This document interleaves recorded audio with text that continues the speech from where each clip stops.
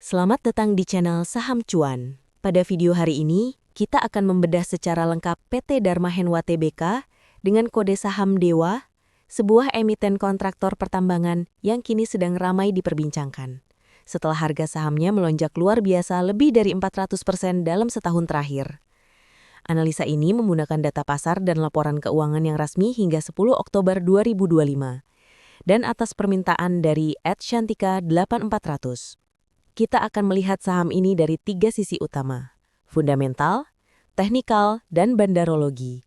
Untuk memahami apakah kenaikan harga yang fantastis ini masih didukung oleh kinerja nyata perusahaan atau justru hanya euforia pasar semata. Tujuan video ini bukan hanya memberi angka, tetapi membantu Anda memahami apakah DEWA layak menjadi bagian dari portofolio Anda. Sebelum kita mulai, saya ingatkan kembali bahwa video ini sepenuhnya hanya untuk edukasi, bukan ajakan beli atau jual saham. Semua keputusan investasi ada di tangan Anda. Tapi sebelum masuk ke angka-angka, kita kenali dulu siapa sebenarnya Dharma Henwa ini. PT Dharma Henwa Tbk merupakan perusahaan kontraktor pertambangan dan energi yang sudah cukup lama berkecimpung di industri ini. Bisnis utamanya mencakup kontrak alat berat, aktivitas pertambangan seperti pengupasan lapisan tanah atau overburden removal, kontrak konstruksi sipil, serta jasa pemeliharaan peralatan tambang. Dengan kata lain, DEWA bukanlah perusahaan tambang pemilik konsesi, melainkan kontraktor yang menyediakan jasa operasional bagi perusahaan tambang, batu bara, atau mineral lainnya. Model bisnis seperti ini cukup menarik karena tidak terlalu bergantung pada fluktuasi harga komoditas secara langsung, tetapi lebih pada jumlah kontrak dan efisiensi operasional. Seiring dengan meningkatnya aktivitas pertambangan di Indonesia dalam 2 tahun terakhir, terutama karena kenaikan harga batu bara dan nikel, kontraktor seperti DEWA ikut menikmati limpahan proyek dan peningkatan permintaan. Dan kalau kita lihat data per penutupan perdagangan tanggal 11 Oktober 2025, harga saham DEWA ditutup di level Rp356 per lembar. Naik 0,56% dalam satu hari. Namun yang lebih mencengangkan, secara tahunan, saham ini sudah naik lebih dari 431% dibandingkan tahun lalu. Kenaikan ini jelas bukan hal kecil. Dari harga sekitar Rp68 setahun lalu, menjadi lebih dari Rp350 hari ini. Artinya, investor yang masuk sejak awal 2024 mungkin sudah menikmati capital gain lebih dari 4 kali lipat. Namun tentu, di balik setiap kenaikan besar, selalu ada pertanyaan penting. Apakah fundamental perusahaan benar-benar mendukung, atau ada faktor lain seperti rotasi sektor dan pergerakan bandar yang menjadi pendorong utama? Untuk menjawabnya, mari kita mulai dengan analisa fundamental yang lengkap, melihat kinerja keuangan DEWA dari waktu ke waktu. Kalau kita lihat dari sisi fundamental, DEWA mencatat pendapatan atau revenue sebesar Rp6,22 triliun dalam periode trailing 12 months atau TTM, dengan laba bersih sebesar Rp170 miliar. Angka ini menunjukkan perbaikan signifikan dibanding tahun-tahun sebelumnya.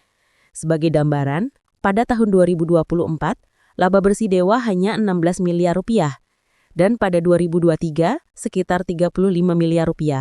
Artinya, pertumbuhan laba bersih secara tahunan mencapai lebih dari 900%.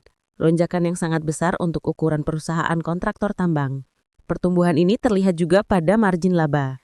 Gross profit margin naik ke level 15%, sementara operating profit margin di sekitar 10,6%, dan net profit margin mencapai 6,5%. Ini menandakan efisiensi operasional mulai membaik dan perusahaan mulai mampu mengkonversi pendapatan menjadi laba bersih dengan lebih stabil.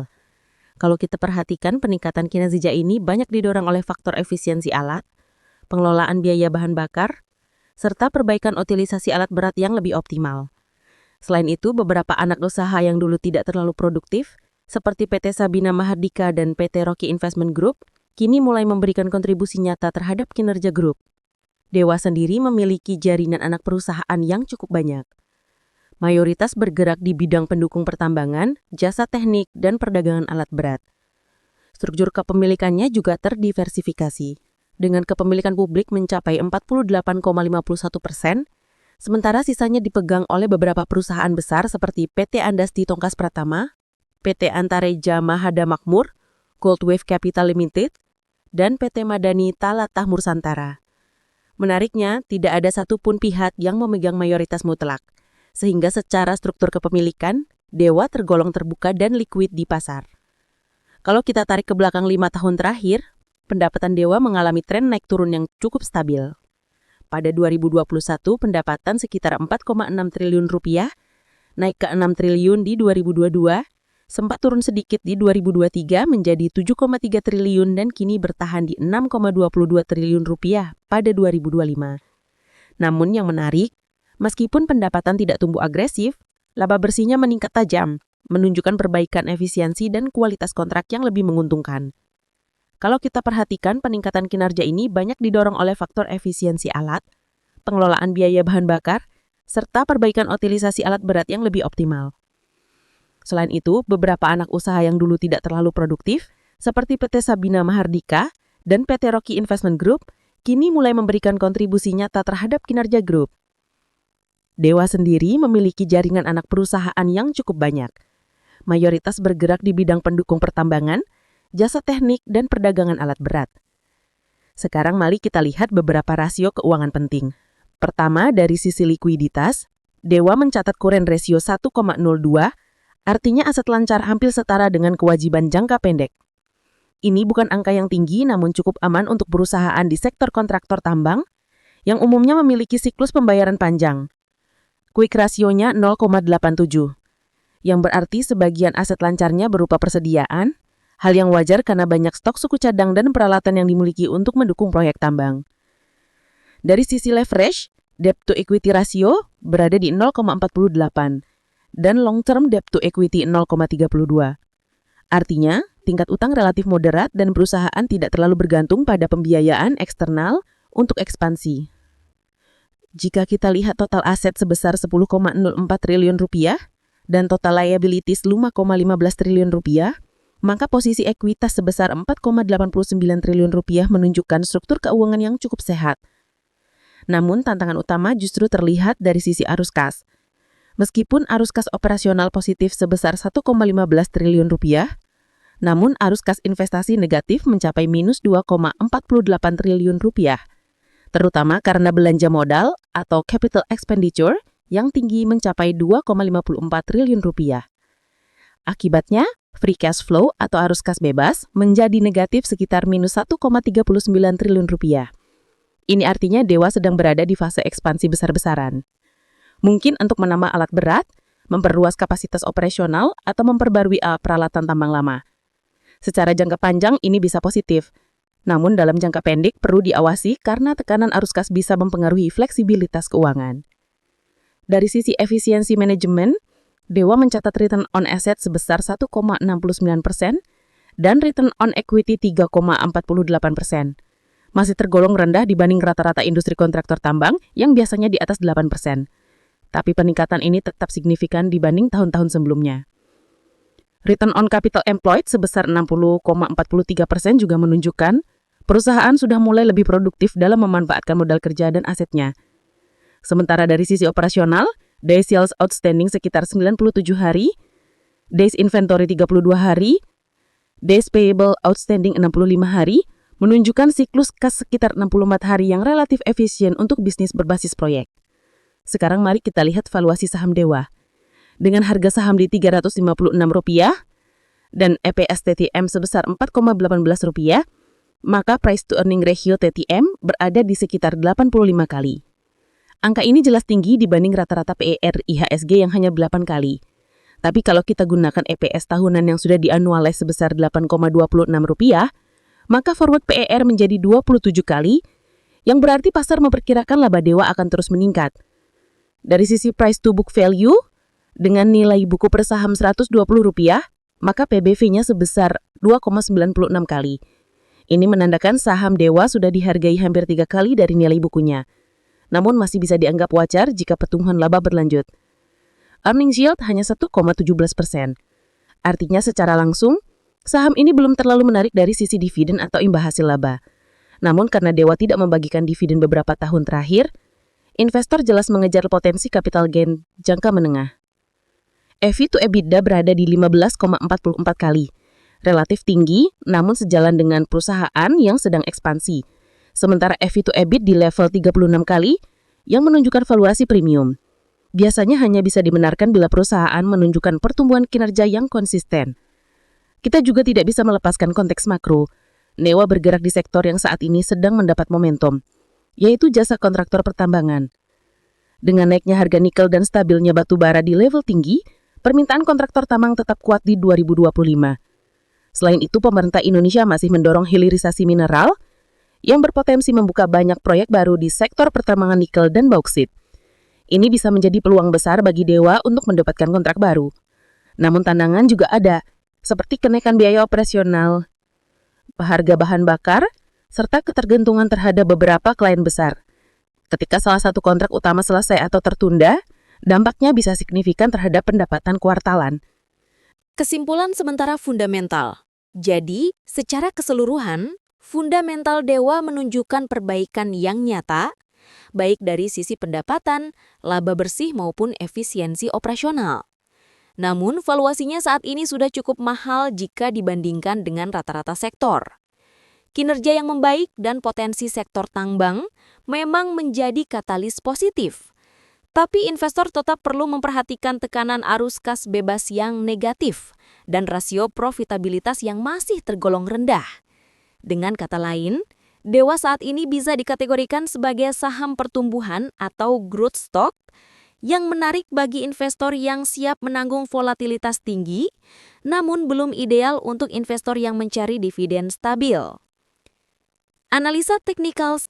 Setelah kita melihat sisi fundamental yang menunjukkan perbaikan signifikan, sekarang mari kita beralih ke sisi teknikal untuk memahami bagaimana dinamika pergerakan harga dan momentum pasar membentuk arah saham Dewa saat ini. Kalau kita perhatikan dari grafik harga dalam time frame harian, Dewa menunjukkan tren naik jangka menengah hingga panjang yang cukup kuat sejak awal 2024. Kenaikan dimulai dari area 70-an, kemudian secara bertahap membentuk higher high dan higher low hingga mencapai level tertinggi di sekitar 370-an pada Oktober 2025. Pola ini secara umum menandakan bahwa fase akumulasi sudah berlangsung cukup lama dan saat ini saham sedang berada dalam fase distribusi ringan atau consolidation after breakout. Artinya, setelah kenaikan tajam, pelaku pasar cenderung menahan diri, menunggu konfirmasi arah berikutnya, apakah akan lanjut naik atau mulai terkoreksi. Kalau kita lihat moving average, garis MA20 masih berada di atas MA50, dan MA50 juga masih berada di atas MA200, menandakan struktur tren yang bullish secara jangka menengah. Namun, dalam beberapa minggu terakhir, price action mulai mendekati MA20, yang bisa menjadi indikasi perlambatan momentum. Indikator Relative Strength Index atau RSI juga memberikan sinyal menarik. RSI saat ini berada di sekitar 63, masih di area bullish, namun mulai menurun dari level overbought di atas 70. Ini artinya, tekanan beli mulai berkurang dan potensi konsolidasi jangka pendek cukup besar. Sementara itu, MACD masih berada di area positif, namun histogramnya mulai mengecil, tanda awal bahwa momentum kenaikan sedang berkurang. Jika garis MACD sampai memotong garis sinyal dari atas ke bawah, itu bisa menjadi indikasi koreksi ringan dalam waktu dekat. Level support dan resistance. Dari sisi price action, support terdekat berada di kisaran 330 yang sebelumnya merupakan area konsolidasi sebelum breakout terakhir. Jika harga menembus level ini, support berikutnya berada di area 395 hingga 300 rupiah, yang juga berdekatan dengan MA50. Sedangkan resisten terdekat berada di level 370 hingga 380. Dan jika berhasil ditembus dengan volume tinggi, target berikutnya bisa menuju 420 hingga 450 rupiah. Namun, jika sebaliknya, harga gagal menembus resisten dan turun di bawah 330, maka potensi koreksi menuju area 280 cukup terbuka sebelum akhirnya pasar menentukan arah baru. Volume dan momentum pasar. Salah satu indikator penting dalam teknikal adalah volume perdagangan. Kalau kita lihat data 3 bulan terakhir, volume transaksi Dewa meningkat signifikan. bahkan mencapai rata-rata 1,2 miliar lembar per hari dengan nilai transaksi harian di atas 400 miliar rupiah. Volume tinggi seperti ini biasanya menunjukkan minat besar dari pelaku pasar institusional maupun retail. Namun dalam 2 minggu terakhir terjadi penurunan volume sekitar 20% dibandingkan rata-rata sebelumnya. Ini menandakan pelaku pasar mulai menunggu arah berikutnya, fase yang sering disebut sebagai cooling period setelah rally panjang. Kalau dilihat dari accumulation distribution line, kurva masih menunjukkan tren naik, yang berarti aliran dana masih dominan masuk meskipun tidak seagresif bulan sebelumnya. Pola dan skenario teknikal jangka pendek. Secara pola, Dewa saat ini membentuk formasi ascending channel dengan batas bawah di sekitar 320 dan batas atas di 380. Selama harga masih bertahan dalam kanal ini, tren naik masih dianggap valid. Skenario teknikal jangka pendeknya adalah selama Dewa mampu bertahan di atas 330, maka peluang rebound ke arah 370 sampai dengan 400 rupiah tetap terbuka. Namun jika harga menembus 320 rupiah ke bawah, koreksi bisa meluas ke area 280 sampai dengan 290 rupiah sebelum memantul kembali. Dengan kata lain, zona 320 sampai dengan 330 rupiah adalah area penting untuk menguji kekuatan tren naik Dewa ke depan. Analisa bandarologi saham Dewa. Sekarang kita masuk ke bagian yang paling sering ditunggu oleh banyak trader dan investor retail, yakni analisa bandarologi atau analisa pergerakan pelaku besar di balik transaksi saham. Perlu kita ingat bahwa dalam konteks profesional, bandarologi bukanlah teori mistis, melainkan pendekatan untuk membaca pola distribusi dan akumulasi saham oleh pelaku besar berdasarkan data transaksi harian seperti foreign flow, broker summary, dan volume profile. Akumulasi dan distribusi. Jika kita lihat dari broker summary 3 bulan terakhir, terlihat adanya pola akumulasi konsisten dari beberapa broker besar lokal dan asing. Broker seperti YP, CC, dan BK mendominasi pembelian bersih sejak awal Agustus. Sementara NI dan PD terlihat aktif melakukan distribusi ringan di harga atas. Total net buy dari 3 broker utama mencapai sekitar 120 miliar rupiah, sementara net sell dari pihak distribusi sekitar 85 miliar rupiah. Selisih positif ini menunjukkan bahwa dana besar masih berada di sisi beli. Namun sejak pertengahan September, aktivitas pembelian mulai melambat dan beberapa broker yang sebelumnya akumulasi mulai terlihat netral. Artinya mereka mulai menunggu konfirmasi arah harga selanjutnya. Menariknya, jika kita perhatikan data lot size distribution, porsi transaksi di bawah 50.000 lembar per transaksi meningkat 18% dalam sebulan terakhir. Ini menandakan mulai banyak trader retail masuk ke saham ini. Kemungkinan tertarik karena lonjakan harga yang viral. Biasanya, ketika saham sudah ramai oleh retail, bandar atau pelaku besar mulai memperlambat akumulasi, menunggu euforia retail menurun sebelum melanjutkan akumulasi tahap berikutnya.